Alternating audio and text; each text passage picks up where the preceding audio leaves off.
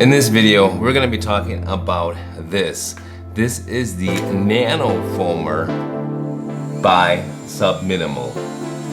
This thing is redonkulous. And this video is going to sound a bit like an advertisement to you guys just because I see so many advantages with this thing that I got to tell you about it. But just know I bought this for myself last Thanksgiving at the Black Friday sales, and this is the lithium version. It's the more expensive one, but this thing is just crazy. You'll see it's got actually 4 lights on there. I have only charged this one time.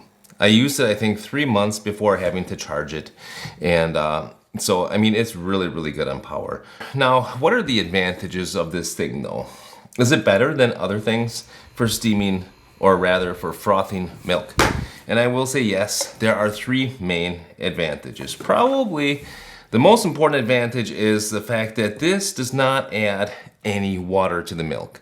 So any machine that you use, whether it's a cheap thermoblock machine, whether it's a big fat expensive dual boiler machine, they all add a little bit of water into the milk as they're steaming. Psst, psst, psst, psst, psst. So a cheap machine like let's say a DeLonghi Dedica will add between 25 and 35 grams of water depending on how long you steam. And the more expensive one, like let's say Breville dual boiler, is going to add about 15 grams. And you taste that in your drink. It just it's a bit watered down. Now with this, of course, completely dry. You're not adding any water at all. So that is one big advantage. Second advantage is, well, you can also do cold drinks with this thing. So you can do a nice froth cold milk. Summertime, you want to put some froth milk over ice for that delightful texture. You can do that. And number 3, you can repair poorly foamed milk as well. So if you got a machine that's got automatic milk frothing and it doesn't work very well, you can repair it with this. And the 4th advantage is you can practice with this guy a lot. So because it's not adding heat, because it's not adding water, you can just keep practicing and get that stuff real nice and silky. But it does take practice, and I'm going to show you guys a demo here. We'll see how I do. But I have in the past gotten nice results with this thing, and texture always delightful on the tongue. So yeah, that is the Subminimal. So I got some milk here that I've heated up in the microwave at 1,000 watts per minute, and I got some chocolate ready here to make a hot chocolate. The one disadvantage of using this Nanofoamer is you need a way to warm up your milk. So you're gonna need a microwave, most likely.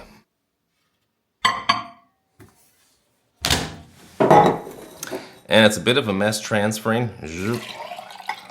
I always make a bit of a mess doing that. What are you gonna do? It's so powerful that I always switch to the 2nd setting. The 1st setting is fastest, I switch to the 2nd.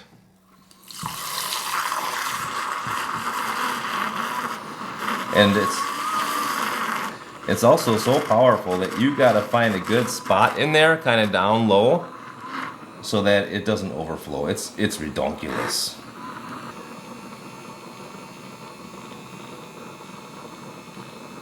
So in the beginning you want to introduce some air, but you quickly want to just get the milk incorporating. And it's got so much power that you have to be careful. I filled it a little bit too far this time.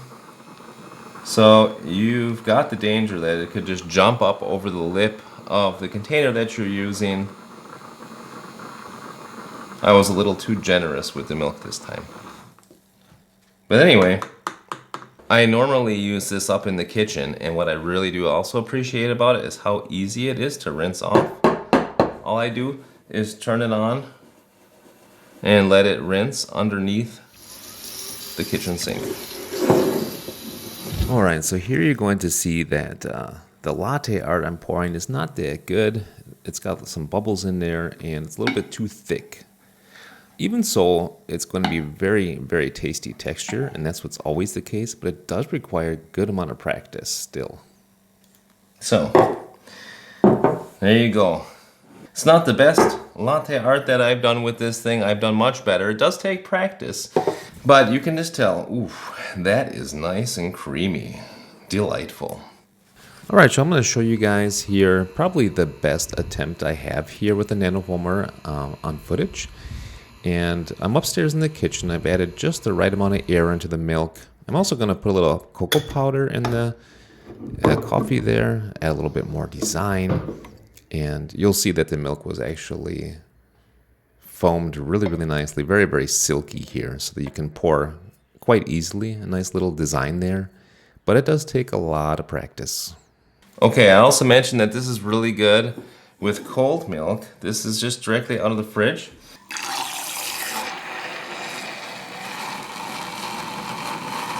Man, it just really goes to town. That's crazy. This is on speed 2. This thing is nuts.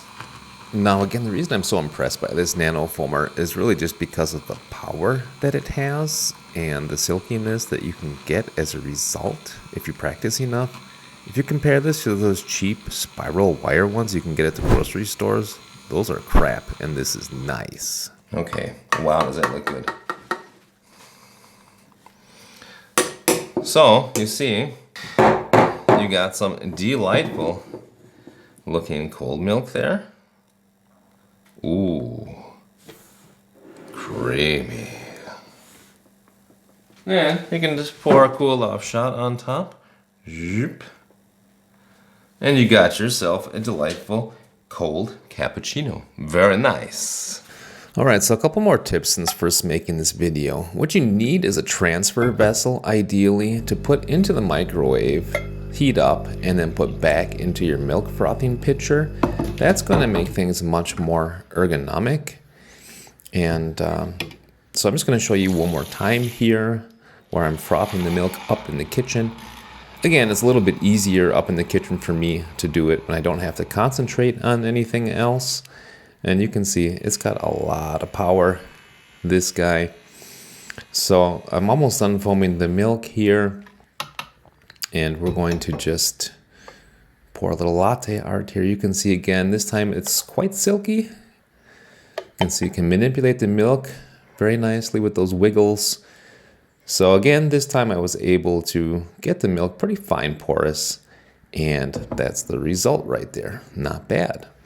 Another thing that I wanted to mention, by the way, is cleaning. Make sure on a regular basis to remove the screen and to clean the inside of that propeller there. That's really important. And the screen itself, there's little crevices in there and stuff. Clean that really well or it's going to get gross. So what do I think about the nanofoamer? I think it's awesome. You saw my demo today that I was not able to pour really nice kind of latte art each time. It still takes practice. And I added just a little bit too much air with it down here. When I'm up in the kitchen, I seem to have a better handle on it. I'm kind of standing up and I got a better angle on how I'm using it. Here I'm trying to be in frame and demonstrate it, but yeah, it takes practice and you need to find kind of the right ergonomic situation in order to use it. Now, one thing I will say about it is it comes with 2 different screens. It comes with an extra fine, or they call it superfine, and fine. I tried it first with just the fine, and I couldn't get very fine porous milk. I had to use the superfine, and with this one, I've been very satisfied. And it just comes right off. You can clean it and put it back on. I've even used it without any kind of filters and use it for making like protein drinks. And actually it works all right for that too. Kind of like a Hamilton Beach mixer, you know? So that's kind of neat. But all in all, very interesting product, super powerful, maybe too powerful. I think it would be good if they had a 3rd speed.